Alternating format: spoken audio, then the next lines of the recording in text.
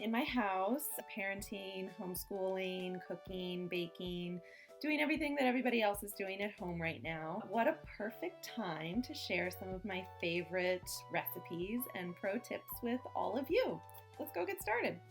I'm making butter chicken tonight for my family, and as usual, I'm starting much later than I intended to. I'm gonna list all of the ingredients and the full recipe at the end, so you don't have to worry about writing anything down. But we actually don't need too many things for butter chicken.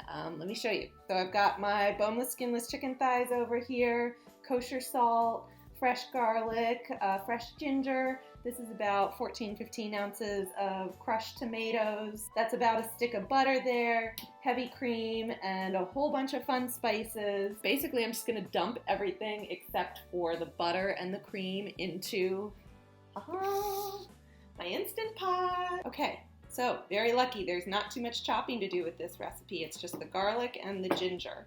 I've got my cutting board ready to go with a slightly damp kitchen towel underneath that keeps my cutting board from moving. Trusty trash bowl, so I don't have to keep going back and forth to the trash can. So when you start chopping, you want to have your hand as a little kitty paw.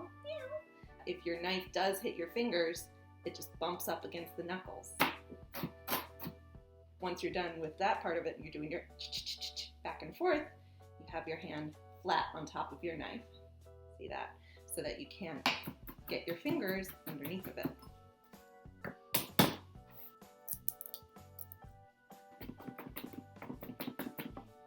Empty Instant Pot, tomatoes,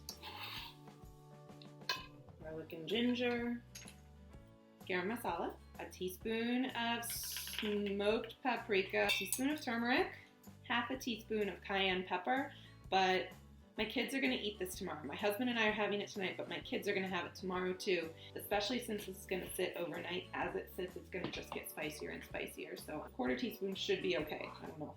I'll let you know. And then lastly, a teaspoon of ground cumin. So I'm just going to grind this real quick.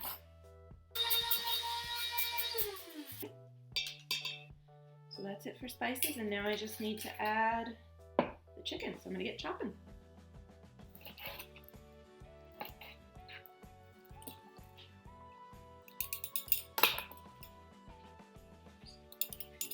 Okay, so now our chicken is all chopped and it's ready to go right into our Instant Pot.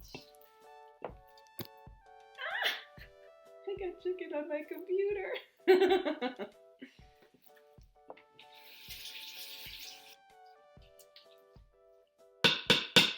Pop it in.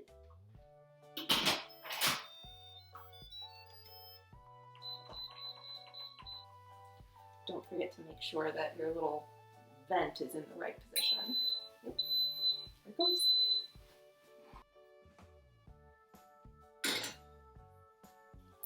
So the Instant Pot just beeped and the 10-minute countdown has begun. My rice, I can hear, is just starting to boil. Don't forget to cook with all your senses. You have to listen. So my rice and my chicken should be ready at just about the same time. And I'm talking quietly now because bedtime has happened. So, it's late. Now it's going to count up to 10. It's going to do a natural release, so I'm just not going to touch it for 10 minutes. We're still about 15 minutes from dinner. So did I lose track of time? Yes, a little bit, but fortunately the Instant Pot keeps track of it for me. So it's been 12 minutes since it went on to natural release, and now I'm going to release the pressure. I'm going to take out the chicken.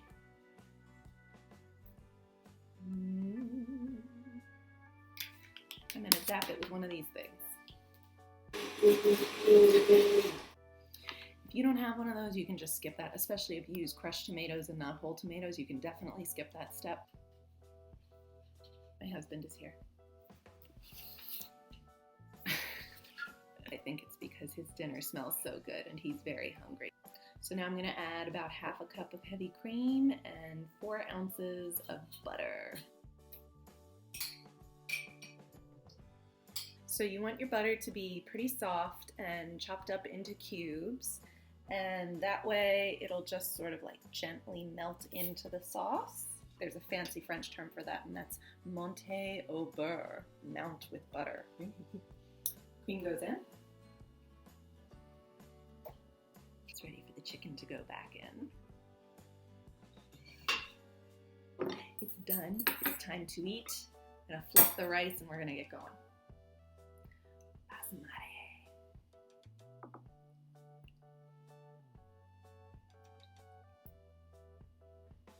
Here we go. It's so buttery and so good. Thanks for watching. Bye everybody. See you next time.